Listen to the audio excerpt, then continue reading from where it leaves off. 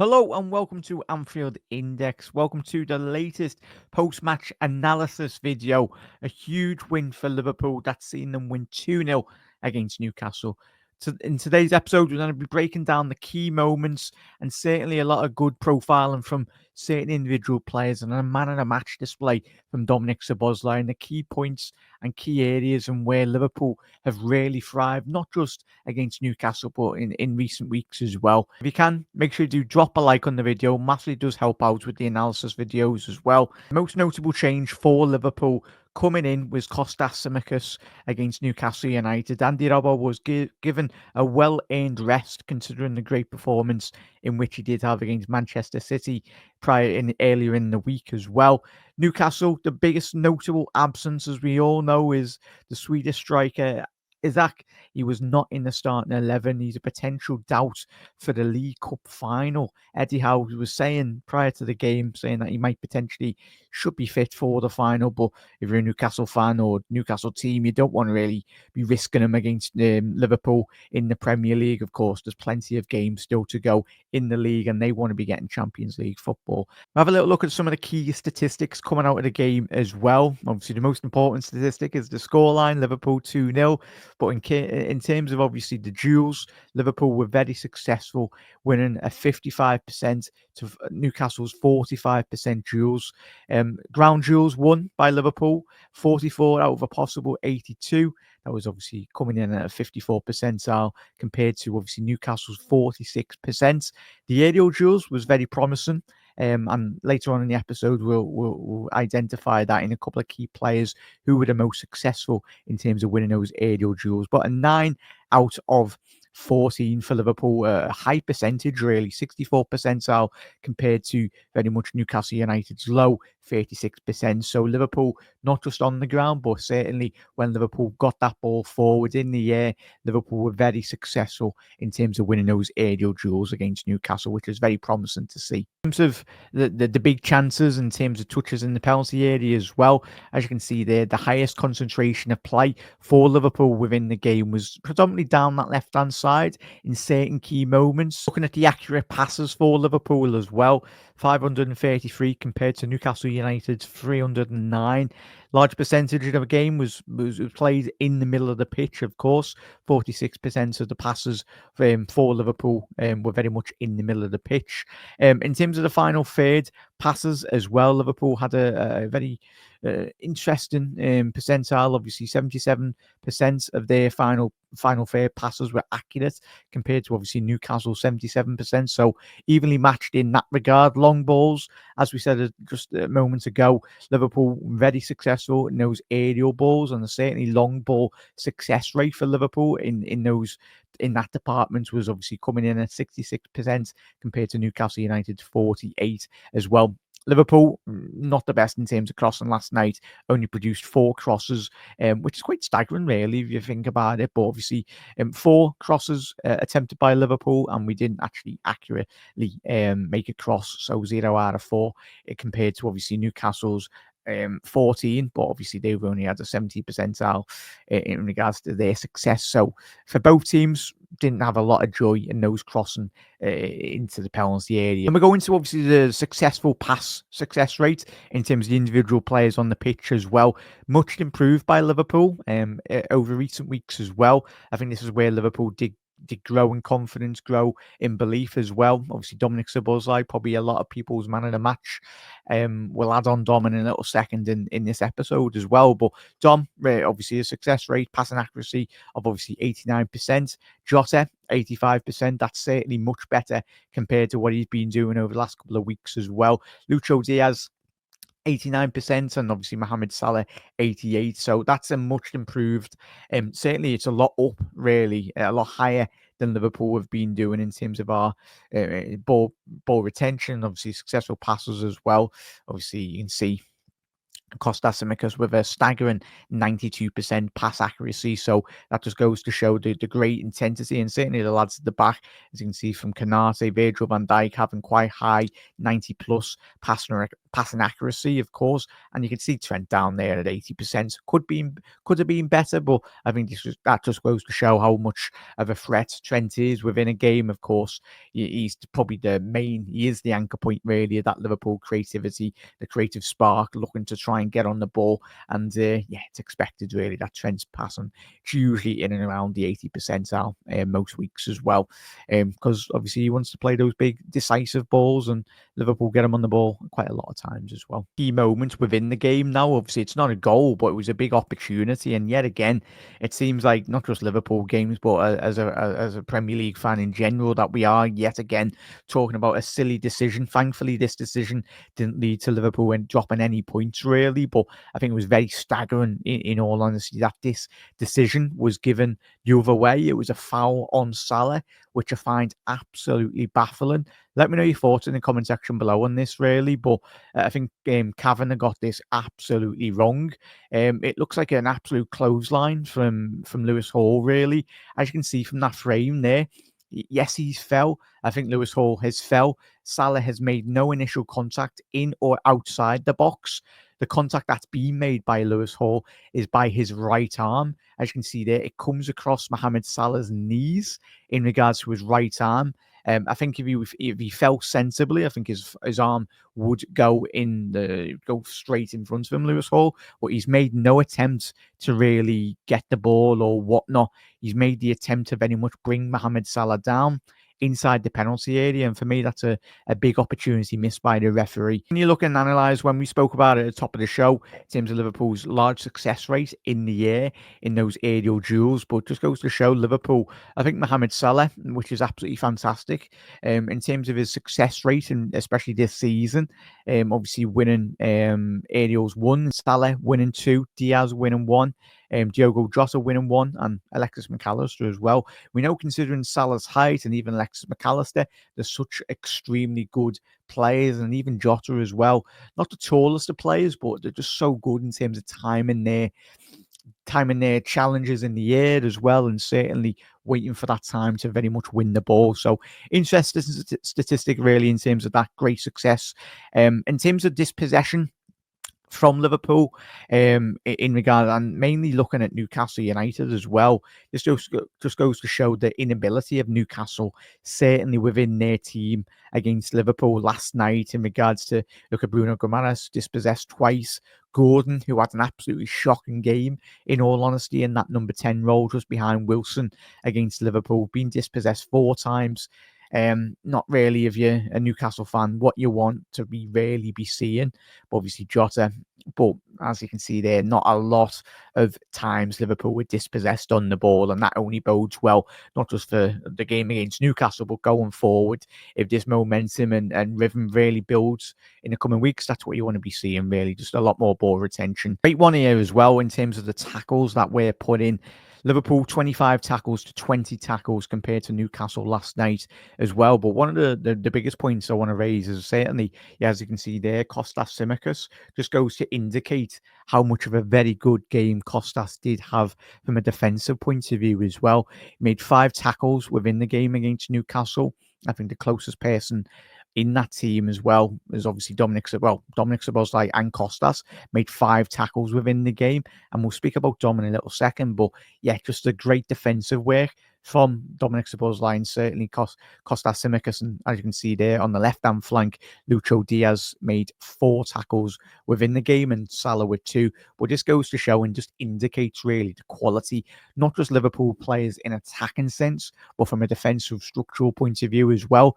Doesn't matter, not just the defenders, but certainly Liverpool's attackers. When we go to Paris Saint-Germain, we demand so much from our forward line from a defensive point of view, but it's absolutely fantastic. Great work from the lads in this department. As Liverpool's most successful player in regards to dribbles against Newcastle United, as you can see there, 4 dribbles within the game. Dom carried the ball twice as well. Salah with 1. Obviously, Gakpo, when he did come on, he made 1 dribble, but certainly just goes to show the success rate, really, that Lucho Diaz did have down that side, left-hand side, with the amount of successful dribbles he made on the night against Newcastle. I wanted to pick out the positioning from, obviously, Alexis McAllister against Newcastle. I found it very interesting. Obviously, as we know, Lucho Diaz did play predominantly down that left-hand side, but as we know, McAllister sometimes, majority of the time this season in a Liverpool system, especially under Arne Slot, does play the left-hand side in midfield three. But what I'm loving here is certainly, obviously, 50 touches within the game for Alexis McAllister, but it's the close proximity him and Diaz have certainly got, and just the overall dominance from Alexis down that left-hand channel. He's willing not just to stay in the middle of the park, he's willing to go forward and very much break the opposition midfield and back line as well. And looking at Ryan Gravenberch, his movements as well, obviously he had 57 touches on the ball against Newcastle, and as you can see from this heat map as well, just goes to show how much of a positive game Ryan Gravenberch has, and this is probably a similar heat map to probably the majority of Ryan Gravenberch's games, especially under Arne Slot this season as well. He's absolutely everywhere, and that's a good way, in a good way. He's not just predominantly picking up down that right-hand side, he's going into central pockets of space as well, and certainly from a defensive structural point of view as well, he's willing to track back and get and help out the team. So yeah, that's fantastic when you just analyze that back, that Ryan Gravenberch just surely indicates that Gravenberch's movements all around the pitch, really, most importantly. And when you combine the heat maps of Alexis McAllister and Ryan Gravenberch together as well, obviously that the heat map just goes a lot more blue in that regards, and just goes to show the two number sixes, really, the great movement. Obviously, you got Dominik Szoboszlai ahead of him. We'll get to him in a little second. But Ryan Gravenberch, the combination between these two, this is why I keep on saying throughout the season, these two are the best two number sixes in world football at this moment in time in terms of form and everything, because you just complement each other extremely well. But from a technical understanding and a defensive point of view as well, the touches, they combined for 107 touches against Newcastle. So it's just the interchanging of fluidity is absolutely exceptional. But going on to Dominik Szoboszlai as well now, I found it absolutely phenomenal work. My man in the match, and probably a lot of yous listening or watching Reds as well, Dominik, in terms of making that number 8 shirt his own as well. But I think it's what I picked up the most, really, watching that Newcastle game, and certainly as we've seen throughout the last couple of weeks, last few months as well, where Dominik is very much grew into that Liverpool shirt, but it's his technical understanding with Mohamed Salah. Rightly so. Mohamed Salah is getting applauded, should win the Ballon d'Or next season when it comes around, and he's getting all the goals. But what you need to compensate and what you need to analyze, and hopefully this does indicate it perfectly, is Dominik Szoboszlai's communicating factor with him and Mohamed Salah down that right-hand side. Because when you compare and contrast both positional heat maps against Newcastle United, probably not just this season, but when you analyze back and you watch over the last couple of weeks, just the sheer technical understanding, because predominantly their link-up play is very similar in terms of the positions in which both players are picking up on a week-to-week basis as well. When you compare the side-by-side touches from both players as well, obviously, Salah predominantly in that inside right channel against Newcastle last night as well. These are all the touches. I found it absolutely staggering, and just goes to indicate, really, obviously Salah's great movement in that inverted role. He starts out wide certain moments and then drifts in. But it's interesting that both side-by-side comparisons, that him and Dominik Szoboszlai, the communicating factor, the gameplay in-game as well, their technical understanding on a week-to-week basis is getting much, much, much better, and it's only going to bode well in the longer run for Liverpool. And yeah, it's just a great way. And as you can see here from the heat map between them combined, obviously totaling 122 touches between them.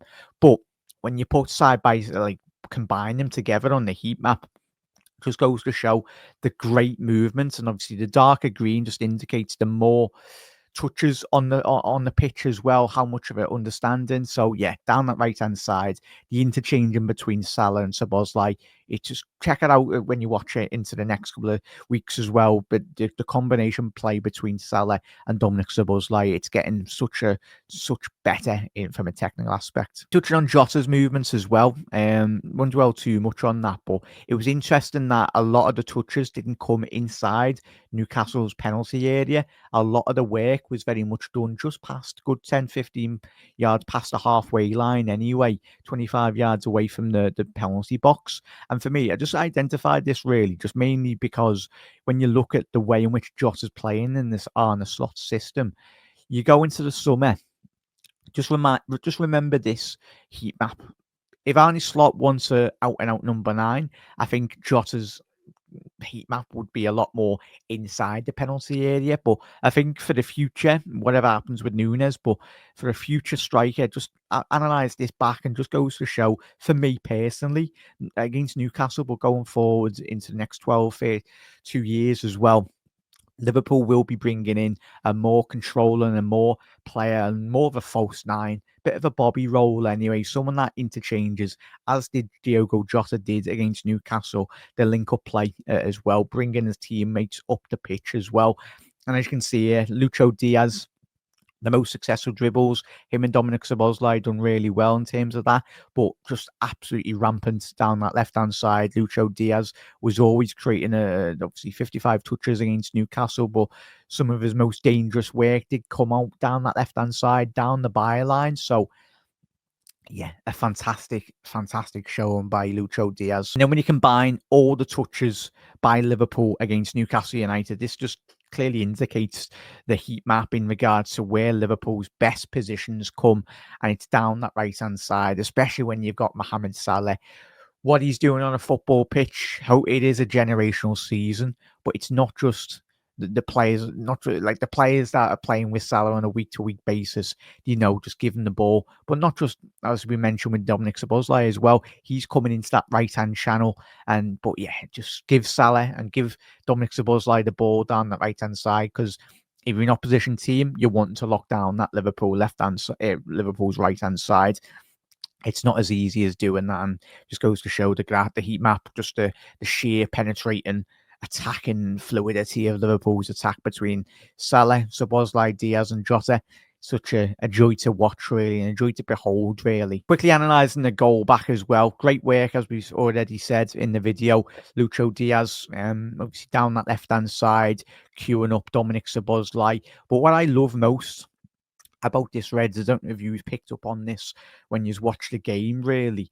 It's just the intelligent pausing of Dominik Szoboszlai's run, and hopefully for the next couple of years to come as well. Now his game is getting much better, because you watch obviously the Newcastle centre halves as well. There's a slight pause in Dominik Szoboszlai's movements in the penalty area, and that very much frees him a good 3, 4, 5 yards away from the defenders as well in that box, just allowing him the time and space to very much execute that finish past Nick Pope. I know everyone's going, it did take a slight deflection, but I tell you, you look at the quality. Dominik Szoboszlai, he's playing in such good form that he intentionally meant to nutmeg both of those Newcastle centre halves. Footballers don't do things by chance. They do it by the clever thinking on a football pitch, the slight milliseconds as well. And Dom thought it was the best opportunity to put the ball through the legs of both centre halves. But I just love just a brief pause by Dom in the penalty box, and that's very much what made the first goal against Newcastle. And I'm loving Dom. He's getting better and better anyway, which is absolutely fantastic work from Szoboszlai. And he had a little other opportunity in the first half as well, Dom, and this just indicates just the sheer quality, really, from Dominik. I think whether it's outside or inside the penalty area, he's getting better at timing those runs.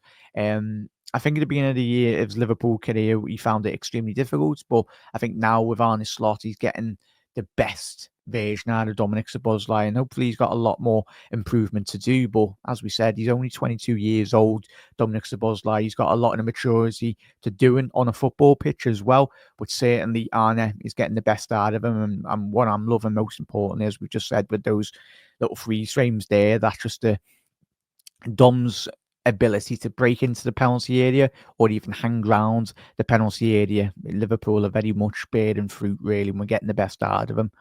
And obviously, quickly touching on Newcastle's only chance of the game as well. Just goes to show from a defensive structural point of view how well Liverpool dealt with Newcastle's threat. Yes, they've not got Isaac, but they've still got a lot of quality, as we've already seen throughout the Premier League.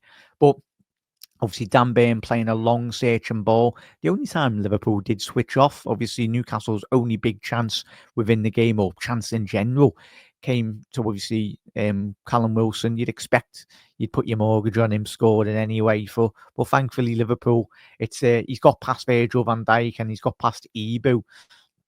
But yeah, Wilson should be scoring that, but thankfully he did shoot it wide anyway. Quickly looking at obviously Liverpool's second goal now, this is the definition of Liverpool's red arrows. As you can see on the freeze frame, Liverpool have doing Newcastle on a transition. So you got 1, 2, 3, 4, 5, 6 Liverpool attackers. You've got Trent there in that inverted role. Trent's playing the centre forward there. You can see him bursting through. Dom very level with him. McAllister on the ball. Salah very wide right, as we've already mentioned on today's analysis. And then obviously on the left flank, you've got Diaz. And I think it is Ryan Gravenberch at the far left of your screen as well. So not just Liverpool, they're not happy. Like, we're winning 1-0, but this is what I'm loving so much about Liverpool. We're willing to break the lines. Good luck to any, especially in the Champions League. Good luck to Paris Saint-Germain. Good luck to any teams left in the Premier League this season, because, yeah, good luck trying to stop us when we've got that sheer amount of bodies entering the box. And it's just absolute sheer brilliance. You look at Trent's inverted run, it's just freed up Salah just to have that initial bit of space as well. McAllister's timed it really well. And yes, similar with Dominik Szoboszlai with his goal, I'm pretty sure you've all picked up on this, but if you didn't, the sheer brilliance, what Salah is doing on a week-to-week basis is defying gravity, really. Just the sheer touch. He sent Lewis Hall and he sent Dan Burn back to the tune. Because look at this, the slight shift with the ball onto his left foot. As you can see, he's got both of those defenders level. They don't know where to go. They're honestly, and then just that little stab with his left boot. It's an initial stab with the ball to put it into the path of Alexis McAllister. And all Maka has to do, and that's just due to the brilliance from Salah. It's got that right pace, it's got the right direction on it, and all Alexis McAllister has to do is just direct that into the top left corner of the goal past Nick Pope, and he's done that to an absolute T as well. And the final analysis of this video as well, I think the football technical term for this type of pass is the trivela. Apologies, I'm wrong. But this is a hallmark of Salah.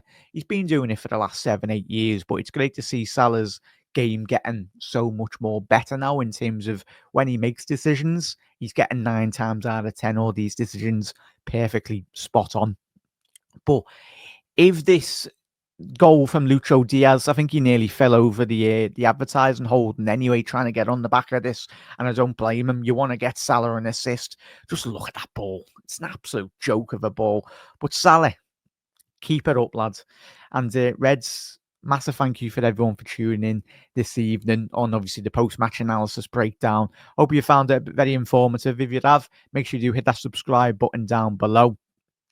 Drop a like on the video as well. Massively does help out in terms of the algorithm and everything. But of course, most importantly, if you are new to Anfield Index, get involved across all the great content that we've got producing here on a day-to-day basis as well. Reds, thank you for tuning in. And let's hope as we go into the Paris Saint-Germain game, we do see a lot of positives that we have seen against Newcastle United. It's just a joy to watch this Liverpool team on a day-to-day, week-to-week basis.